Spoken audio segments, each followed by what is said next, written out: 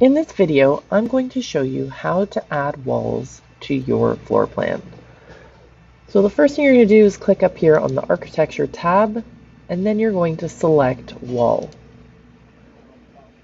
Once selected, in the properties, you're going to see that the last used wall or whatever is set up in your file is going to come up first. For the outside, we want to use exterior walls. So you're going to scroll up and there's a few different options. There's brick on wood stud. So brick exterior, wood shingle exterior, wood shingle over wood siding, mean that it's partially wood siding up to a certain height and then wood shingle over top. And then there's wood siding. You can use any of these. If you want to do a stone exterior, select brick so it's the correct thickness, and you can edit the brick later on.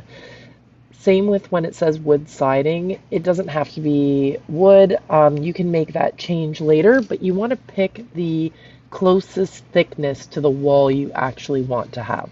So I'm just going to go ahead and pick brick on wood stud.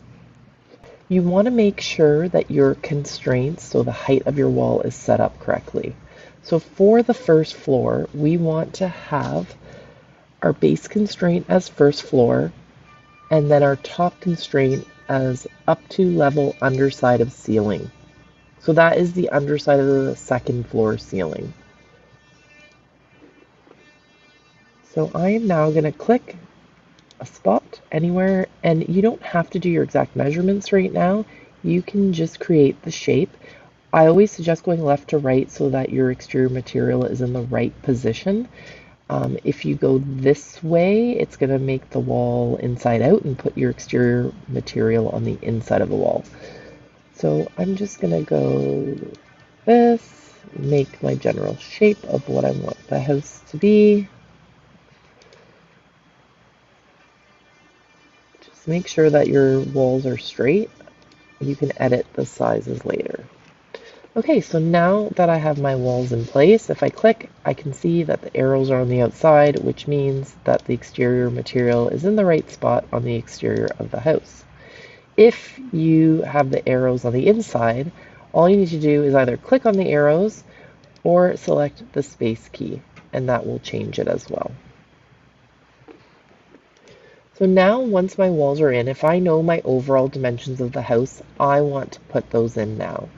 So I'm going to select the dimension tool, and hopefully you've already made these changes, but if you haven't, you're going to want to change up here at the top right where it says prefer and it says wall center lines. You're going to change that to wall faces, and you're also going to go in the settings over here on the left, select edit type, and scroll down to where on the left side you're going to see units format, and then select the value. It says 1 foot 5 and 11/32 default, and uncheck the use project settings button. Now what we're going to do is change the rounding to 1/2 inch because they're not going to build a house to less than 1/2 inch, and I also want you to select suppress 0 feet. And hit OK. So now I'm ready to dimension. I'm going to go and do my overall width first. So I'm clicking the outside to the outside. And it's 45 foot 5, and I know I can't be wider than 42 feet. So I'm going to click on the wall I want to move. So this is really important. You always click what is going to be adjusted.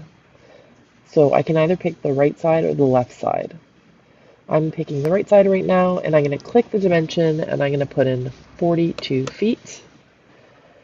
And that one is set. And now I'm going to do from front to back. So I'm going to click dimension again, and I'm going to pick the outside of this wall to the outside of this wall. And I might as well just throw in all the dimensions I'm going to want to edit after.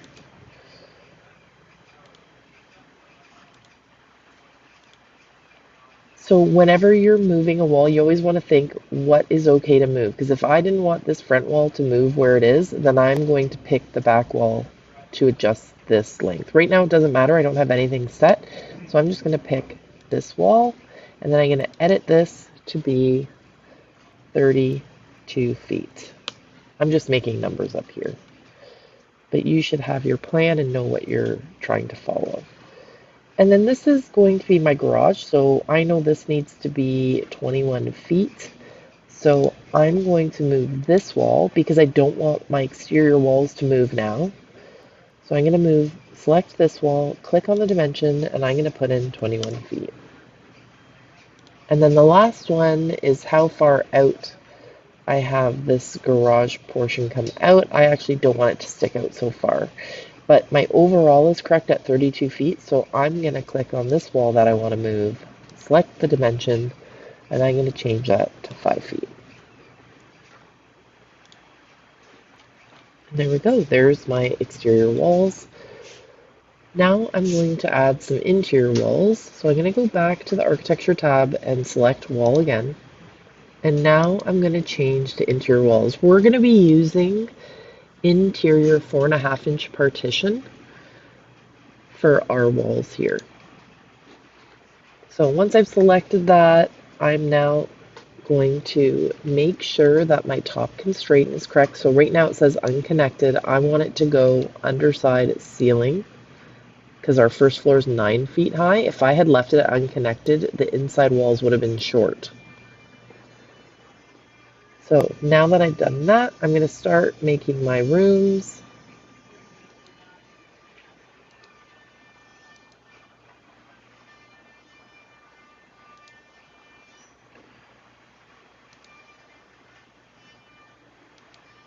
Okay, so I'm going to show you now how to adjust these things. The first thing I'm going to show you is how to align, because if you want this wall to line up with the inside of your garage wall here, then you're going to click on one of the walls and then select the Align tool.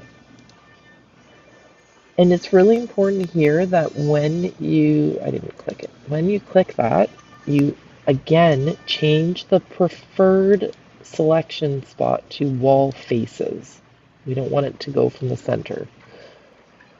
So now you're going to pick the wall you want to keep first. So I don't want my garage wall to move, so I'm going to select that edge first, and then I'll pick my interior wall edge, and it's going to move that wall to line up. Now I know my garage is going to be 20 feet deep, so I'm going to select dimension, and I'm going to dimension from the inside to the inside. So right now it's only 15'4". That means I need to move this wall on the inside back. So I'm going to select that wall, click the dimension, and select 20 feet. And now that is set. So you're going to go around and do this, put all your walls in, and then dimension to size. Remember that your interior dimensions are going to be smaller than what you have on your line drawing, just because now we actually have wall thicknesses. You can't change the outside because you know you have a max limit on your width, so you're gonna have to alter the inside dimensions a bit.